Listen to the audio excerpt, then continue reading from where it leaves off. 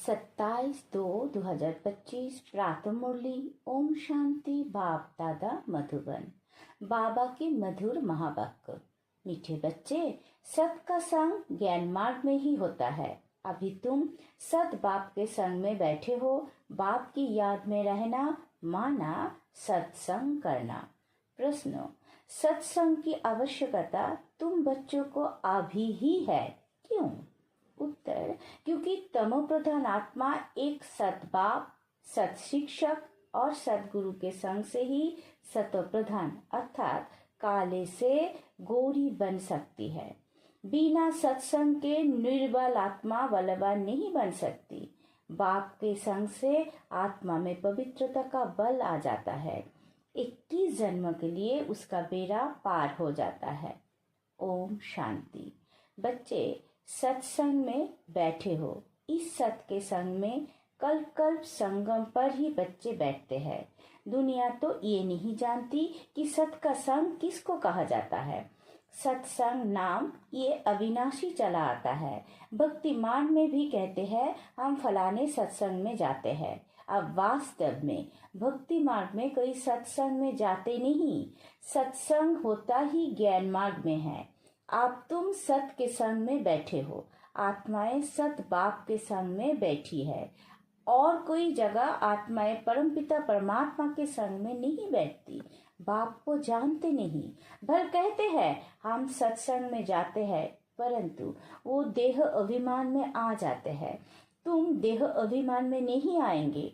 तुम समझते हो हम आत्मा हैं, सत बाबा के संग बैठे हैं। और कोई भी मनुष्य सत के संग में बैठ नहीं सकता। सत का संग ये नाम भी अभी ही है। सत का संग इसका यथार्थ रीति अर्थ बाप बैठ समझाते हैं। तुम आत्माएं अब परमात्मा बाप जो सत्य है उनके साथ बैठी हो। वो सत बाप, सत टीचर, सदगुरु है। तो गोवा तुम सत्संग में बैठे हो। फिर भल यहाँ व घर में बैठे हो, परंतु अपने को आत्मा समझ याद बाप को करते हो। हम आत्मा अब सत बाप को याद कर रहे हैं, अर्थात सत के संग में है। बाप मधुबन में बैठे हैं। बाप को याद करने की युक्तियां भी अनेक प्रकार की मिलती है। याद से ही विकर्म विनाश होंगे, ये भी बच्चे जानते हैं। हम 16 कला संपूर्ण बनते हैं, फिर उतरते उतरते कला कम होती जाती है। भक्ति भी पहले अव्यभिचारी है, फिर गिरते गिरते व्याभिचारी भक्ति होने से तमो प्रधान बन जाते हैं। फिर उनको सत का संग जरूर चाहिए, नहीं तो पवित्र कैसे बने? तो आप तुम आत्माओं को सत बाप का संग मिला है। आत्मा जानती है हमको बाबा को याद करना है, उनका ही संग है। याद को भी संग कहेंगे। ये है सत का संग। ये देहो होते हुए भी तुम आत्मा मुझे याद करो, ये है सत का संग। जैसे कहते हैं ना, इनको बड़े आदमी का संग लगा हुआ है, इसलिए देह अभिमानी बन पड़ा है। अभी तुम्हारा संग हुआ है सत बाप के साथ, जिससे तुम तमो प्रधान से सतो प्रधान बन जाते हो।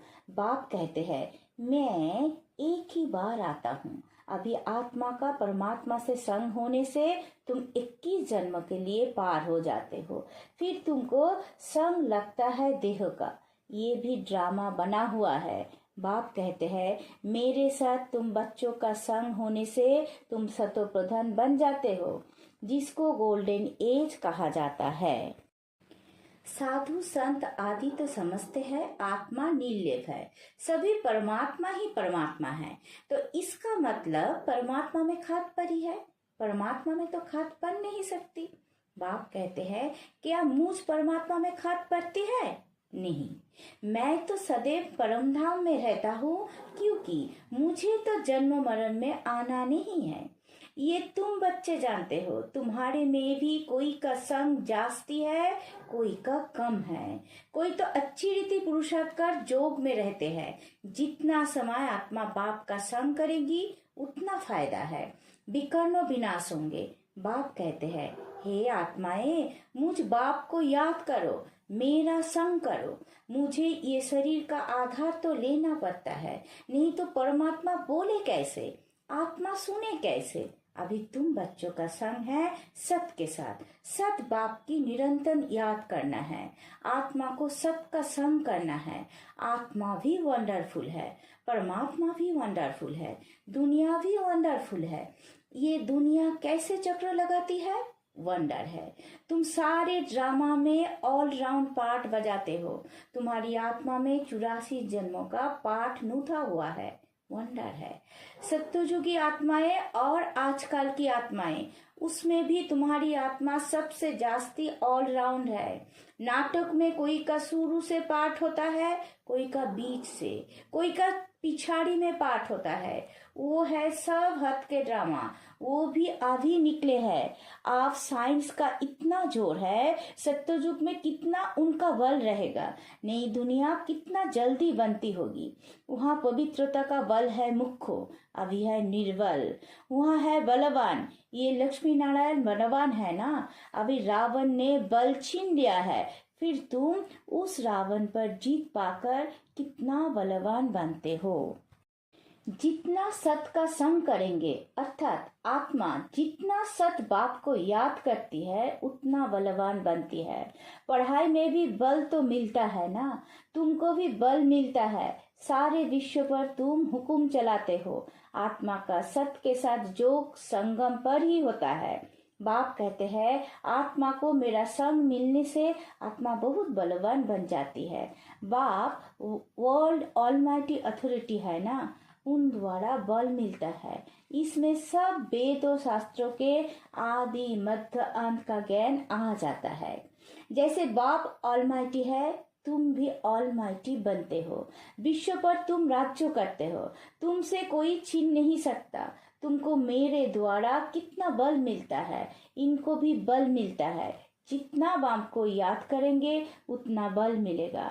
बाप और कोई तकलीफ नहीं देते हैं, सिर्फ याद करना है बस। 84 जन्मों का चक्र अब पूरा हुआ है, अब वापिस जाना है। ये समझना कोई बड़ी बात नहीं है। जास्ती रोजगारी में जाने की तो दरकार नहीं है। बीज को जानने से समझ जाते हैं, इनसे ये सारा झाड़ ऐसे निकलता है। नॉट सोल में बुद्धि में आ जाता है। ये बड़ी विचित्र बातें हैं। भक्ति मार्ग में मनुष्य कितने धक्के खाते हैं, मेहनत करते हैं, मिलता कुछ भी नहीं। फिर भी बाप आकर तुमको विश्व का मालिक बनाते हैं। हम जोग बल से विश्व का मालिक बनते हैं। यही पुरुषार्थ करना है। भारत का जोग मशहूर है। जोग से तुम्हारी आयु कितनी बड़ी हो जाती है। सत के संग से कितना फायदा होता है। आयु भी बड़ी और काया भी निरोगी बन जाती है। ये सब बातें तुम बच्चों की बुद्धि में ही बिठाई जाती है और कोई कभी सत के साथ संग नहीं है सिवाय तुम ब्राह्मणों के। तुम प्रजापिता ब्रह्मा की संतान हो, दादे पोत्र हो, तो इतनी खुशी होनी चाहिए ना कि हम दादे पोत्र हैं। वर्षा भी दादे से मिलता है। यही याद की यात्रा है। बुद्धि में यही सिमरन रहना चाहिए। उन सत्संगों में तो एक जगह जाकर बैठते हैं, यहाँ वो बात नहीं। ऐसे नहीं कि एक जगह बैठने से ही सत का संग होगा, नहीं। उठते बैठते चलते फिरते हम सत के संग में हैं। अगर उनको याद करते हैं तो, याद नहीं करते हैं तो देह अभिमान में है। देह तो असत चीज है ना, देह को सत नहीं कहेंगे। शरीर तो जड़ है, 5 तत्व का बना हुआ। उनमें आत्मा नहीं होती तो चूरपुर ना हो। मनुष्य के शरीर की तो वैल्यू है नहीं और सबके शरीर की वैल्यू है। सौभाग्य तो आत्मा को मिलता है।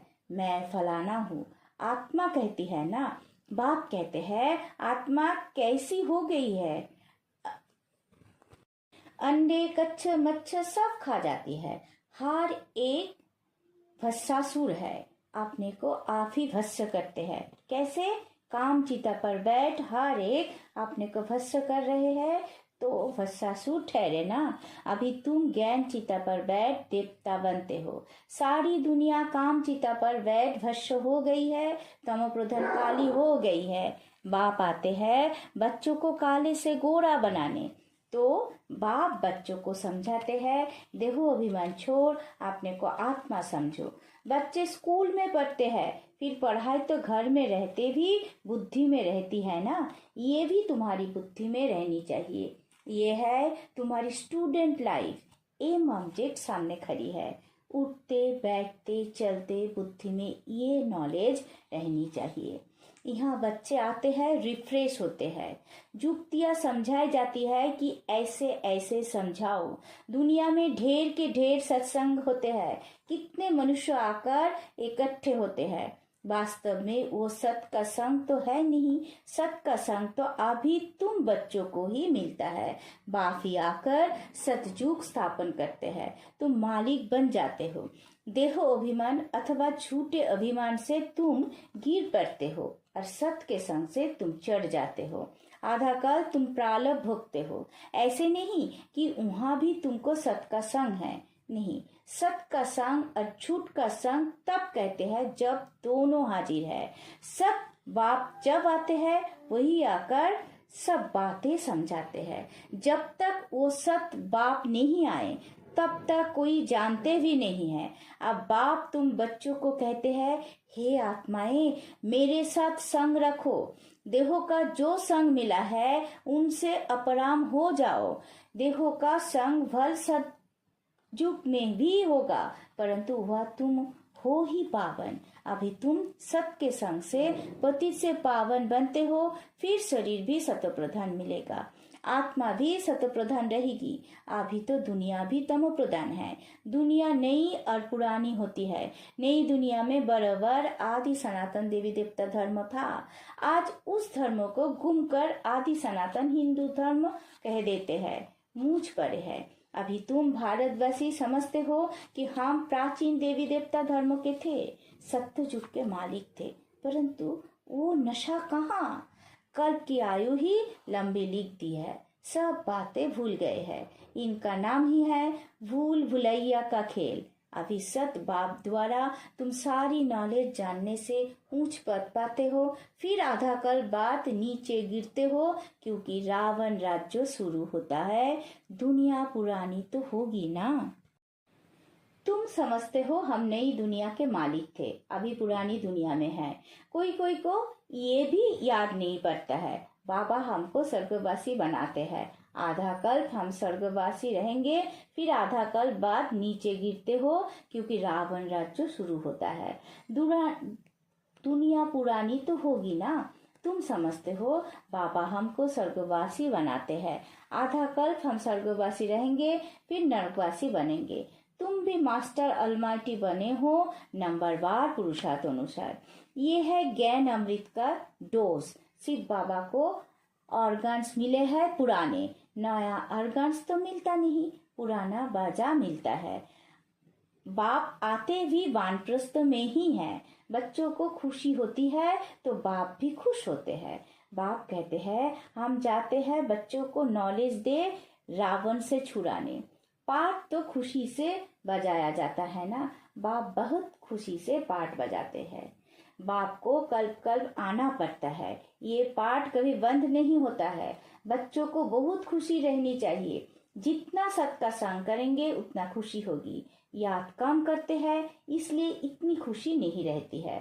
बाप बच्चों को मिल्कियत देते हैं। जो बच्चे सच्ची दिल वाले हैं उन पर बाप का बहुत प्यार रहता है।